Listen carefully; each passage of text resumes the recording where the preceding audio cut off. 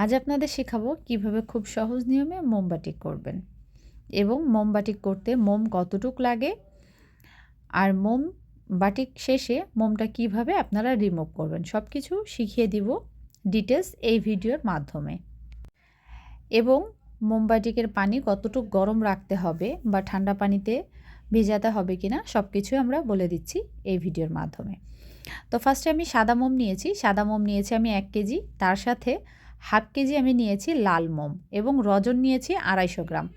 সাদা মোম যা হবে লাল মোম তার অর্ধেক হবে আর 250 গ্রাম হবে রজন। সাথে আমার স্টুডেন্ট লিখে নিচ্ছে, এটা কাগজ কলমে তারা A to Z লিখে নিবে এবং প্রত্যেকটা স্টুডেন্টকে হাতে কলমে শিখিয়ে দেওয়া হয়। ফার্স্টে কামিজটা নিচে ফেলেছে, কামিজের হচ্ছে নিচের পায়ের ডিজাইন দিব, দেন তারপরে গলার। তো আমি একটা পাত্রে মোমটা চুলার উপরে দিয়েছি গলিয়ে নেওয়ার জন্য, যেহেতু আমার কারেন্টের চুলা আছে এই জন্য বালু বা গরম পানি লাগেনি। যাদের কারেন্টের চুলা নেই তাদের বালু বা গরম পানি লাগবে। তো আমার মোমটা কিন্তু অলমোস্ট গলে গিয়েছে। প্রত্যেকটা ডাইসে আমি ডাইস গরম করে করে স্টুডেন্টদের হাতে ধরিয়ে শিখিয়ে দিচ্ছি। তো মোমটা যখন গরম হবে তখন ডাইসটা কিছুক্ষণ হোল্ড করে রাখবেন মোমের উপরে এবং এরপরে উঠিয়ে সাপটা দিয়ে দিচ্ছে। আমার প্রত্যেকটা স্টুডেন্ট কিন্তু এই কাজটা নিজের হাতে করতেছে। তো সাপটা দেওয়ার পরে যখন ডিজাইনটা এরকম ঠান্ডা হয়ে যাবে, মানে শক্ত হয়ে যাবে, তখন আমরা এটার বুঝবো কাজ শেষ। মোমটা ঠান্ডা হওয়ার পরে আমি কাপড়গুলা পানিতে নর্মাল পানিতে ভিজিয়ে নিব এবং রঙের ভিতরে এগুলি চুবিয়ে দিব। আর রঙের পানিটা কিন্তু ঠান্ডা হতে হবে, যেটা কাপড়ের মোম উঠে না যায়।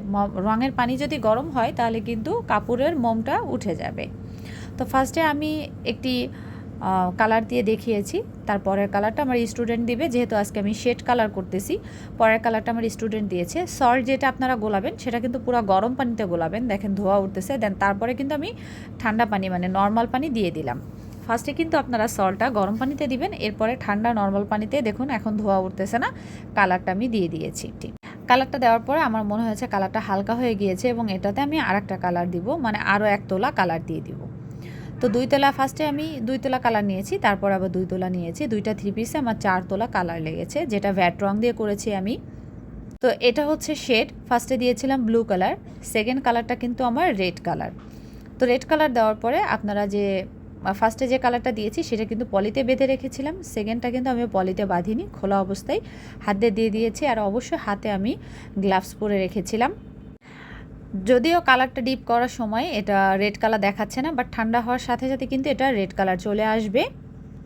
আর ভ্যাট রঙের একটা সুবিধা হচ্ছে ভ্যাট রঙে খুব বেশি রং ওঠে না, আর ভ্যাট রঙের কালার ডিসকালার হয় না, বাট নর্মাল রঙে কিন্তু কালারটা ডিসকালার হয়।